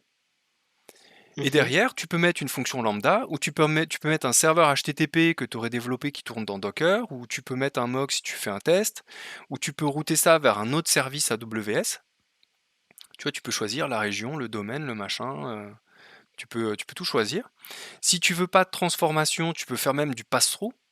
Comme ça, c'est vraiment juste, je fais passe-plat, je route la requête, je récupère la réponse et c'est transparent. Mhm. Et ce truc-là, donc ça te permet de mettre autant de ressources que tu veux, autant de méthodes que tu veux par ressource. Évidemment, ça te produit la doc Swagger, sinon ce serait Ah, ça pas, c'est ce serait pas drôle. sympa. Et tu peux même, si tu veux, créer l'intégralité de ton API en important la doc Swagger. Donc ça, pour migrer Oh, ça c'est pas mal. et faire comme veut Psycho, si tu as déjà développé ton API, tu prends la doc, tu importes la doc, ça te fait tout le scaffolding de l'API, et ensuite derrière, tu n'as plus qu'à câbler tes conteneurs Docker ou tes fonctions lambda pour faire le processing. Et tout ça, tu vas me dire, ouais, mais bon, comment je fais si je veux intégrer des API keys et tout ça? Eh ben, tu peux. Ça te gère tes API keys avec même des plans. C'est-à-dire que si tu veux faire des API payantes pour tes clients, tu peux créer un plan bronze, un plan silver, un plan gold avec un certain nombre de requests par mois. Et tu peux demander donc à tes clients, tu leur dis, ben, ah, tu veux utiliser mon service, tu leur files une clé Silver par exemple, ils vont avoir 1000 requêtes, à la 1001e, ça s'arrête. Et s'il veut réutiliser le service, il faut qu'il rachète une clé, tu régénères une nouvelle clé, tu lui donnes, et tu peux faire ta rotation des API keys comme ça. Ah, Voilà. c'est super puissant. Donc C'est ça te gère la doc, ça te gère le Corse, ça te gère les API keys, ça te gère l'authentification par certificat client, ça te gère tout. Donc si tu veux faire vraiment une API serverless avec AWS, il faut que tu combines ça et Lambda et Docker par exemple pour avoir toutes les features. ça, je me dis, c'est ouf, tu peux faire des POC à vitesse grand V, même. En fait, tu peux dev des applis entières là-dessus, quoi. Mm. Ouais, complètement. Mais en fait, la boutique Amazon.com est construite là-dessus. Quand tu vas sur le site Amazon.com, tout ce que tu vois là, si on prend un truc au pif, tiens, des Orbi. Si tu vois une fiche produit comme ça avec des trucs, tout ça, c'est des centaines de microservices qui sont appelés en cascade, quoi. Les prix, c'est un service, les économies, les promos, tout ce que tu vois là, tout ça, c'est des services. Et tout est construit derrière API Gateway, en fait. Et Lambda et Docker et toutes les couches qu'on a vues jusque-là, quoi. Il y a Marine qui demande si on peut gérer des comptes utilisateurs pour les API serverless. Et j'imagine que oui, via. Enfin, est-ce que IAM s'est adapté pour ça ou pas? Tu peux utiliser Cognito. Ok, d'accord. Tu peux utiliser Cognito. C'est Cognito qui est prévu pour faire ça. Ou alors tu routes à une lambda et tu te dis ok c'est lambda qui fait l'authentification et puis elle dispatche sur les trucs derrière. Oui, ok, dans ton code avec la logique. Ok. C'est ça. Et puis tes payloads JSON, tu as une rubrique modèle ici, tu peux les réutiliser. Donc tu peux faire des payloads standards et puis après derrière tes requêtes, tu peux les réutiliser quand tu es dans la configuration des ressources. Tu vois les payloads qui sont par exemple là-dedans, dans l'output, Ouais, tu peux C'est les choisir. c'est super puissant, moi, je trouve. J'ai l'impression que dès que tu te dis, tiens, j'ai besoin de ça, AWS a la réponse. Ah ben, il y a des services un peu hallucinants, effectivement, hein. Un exemple marrant que j'aime bien prendre en démo, c'est par exemple, il y a une compagnie qui exploite des satellites en orbite qui s'appelle, je crois que c'est Digital Eye. Et donc, bah, un satellite qui est en orbite, il fait des photos en permanence, hein. Il va pas Mhm. attendre d'être à tel ou tel endroit. Le truc, il stream de la photo en continu pour produire du contenu. Et donc, cette boîte-là, elle a une quantité de données qui étaient dans ces data centers absolument astronomique, quoi. Les mecs, ils avaient des exabytes de données sur leur système de stockage. Et ils ont voulu migrer vers le cloud. Mais comment tu migres une quantité de données comme ça vers le cloud? Eh ben, ils ont utilisé tout simplement un service qui s'appelle AWS Snowball Snowmobile. Et Oh le oui. truc, c'est littéralement un camion de 40 tonnes. Ils l'ont présenté à un événement reInvent. Je sais pas si j'ai une image plus grande, je vais zoomer. Voilà. Le camion, il a un conteneur. Dans le conteneur, tu n'as que du stockage. Tu les appelles. Le camion, il vient sur ton parking. Tu branches le réseau sur ton switch. Tu branches l'électricité. Si t'as pas assez d'électricité, il n'y a pas de problème. Il y a un deuxième camion qui vient à côté avec des générateurs et des groupes électrogènes. Et puis, si jamais t'es pas sûr et t'es dans un coin un peu sensible, ils viennent même avec le service de sécurité. Il n'y a pas de problème. Tu le gardes un mois sur ton parking, tu copies toutes tes données. Ensuite, le camion, il repart au data center AWS, il le plug et il te met toutes les données dans un bucket S3 de ton choix. Voilà, ça c'est le genre de C'est, service un peu étonnant. je trouve ça incroyable. C'est Et la société de déménagement des données, quoi. imagine, à un moment donné, tu vois le satellite de DJI qui est en train de tourner en orbite. Toi, tes clients, tu veux récupérer des photos de ton appart prises par le satellite. Ben, si tu veux vraiment prendre beaucoup de données, plutôt que de les télécharger depuis chez eux avec ta connexion Internet, tu peux louer une station de base satellite. Voilà, donc tu peux louer une grande station, donc une station au sol. Donc tu peux dire: Ah «Voilà, bon, bah, je veux réserver une station satellitaire, pendant, je sais pas, pendant 3 jours, par exemple, pour streamer directement les données depuis l'orbite dans ton Bucket S3». bah ouais, écoute, c'est Je pense, c'est pas une mal. solution qui convient à beaucoup de gens, je Oui, pense. tout à fait, donc Il y a tu peux vraiment des choisir gens, ton satellite, j'ai du mal à voir les cas où t'as vraiment pas d'autre solution que ça, c'est quand même très précis, mais Ouais, bah, tu sais que des fois, bah, ça va coûter moins cher de louer l'antenne pendant quelques heures et de récupérer les données comme ça, parce que ça va aller super vite, que, de les récupérer quelque part et de les streamer, de les streamer via le réseau quoi, enfin de les télécharger via le réseau. ouais. Je vois un message qui dit: «Je vois pas le besoin». Bah, l'exemple que je donnais avec, la boîte, qui fait de l'imagerie satellitaire, c'est typiquement, un des besoins parce que Oui, c'est des appareils photo qu'il y a dans le satellite qui font des images multispectrales, donc ils te prennent à la fois l'infrarouge, le proche infrarouge, la lumière visible et je sais pas quoi. Ce qui fait que, tu fais une photo, tu as, 300 mégaoctets à récupérer quoi. Donc ouais, bah, du coup, je pense que pour eux, le AWS Ground Station, c'est plus efficace que complètement. enfin, une fois qu'ils ont mis tout leur environnement sur l'OS, ils ont tout intérêt à utiliser ça, au final. C'est ça et puis comme dit, l'antenne, tu la loues 2 heures, tu récupères tes données, tu la dégages, quoi. Oui, tout Ouais, à genre, fait. tu un badge qui tourne et qui récupère toutes les données une fois par jour et qui les rapatrie après, sur ton compte, Voilà. quoi. Moi, j'ai tout à fait besoin d'un satellite tous les jours au-dessus de chez moi pour télécharger les choses dont j'ai besoin, hein.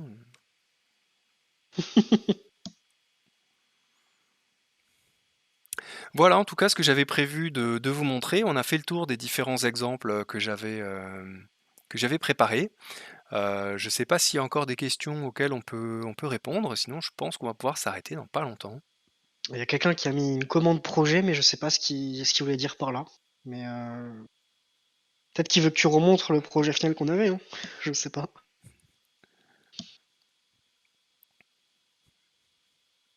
Non, je pense qu'on a fait le tour. Si vous avez encore des questions, c'est le moment. Ouais, il n'y a plus aucune question dans le chat, Ouais, c'est ça a l'air bien super. calme. Il y a encore des gens ou on a perdu tout le monde? Écoute, je crois on est plus qu'au début. Oh, c'est pas vrai? Bah, je sais plus. Enfin, en tout cas, on est dans la même zone qu'au début. On n'a pas spécialement perdu beaucoup de monde. D'accord. Alors apparemment, selon le chat, nous sommes 400. Selon la vue que j'ai, nous sommes 18. Sachant qu'on a commencé à 21 et qu'on est descendu à 14 et qu'on est remonté à 17. Donc, Très bien, très bien. on a réussi à garder les gens, j'ai l'impression. Mais tant mieux. J'espère que ça vous a intéressé. Ben ouais, j'espère que ça vous a intéressé, j'espère que ça vous a plu. Et puis, eh bien, la semaine prochaine, vous retrouverez, l'équipe que l'on avait vue, enfin que vous aviez vue la semaine dernière, cette fois sur une nouvelle thématique qui sera de bien démarrer ses API avec .NET Core. Vous aurez droit à plein de bons conseils, pendant une séance de live coding. Donc on a hâte de vous retrouver tous à ce moment-là. J'espère que ça vous a plu et nous vous souhaitons une très bonne fin de soirée. À bientôt. Et nous, on se retrouve dans 2 semaines, si j'ai bien noté. C'est ça, tout à fait. Bonne soirée, à bientôt. Bonne soirée à vous. Ciao, ciao.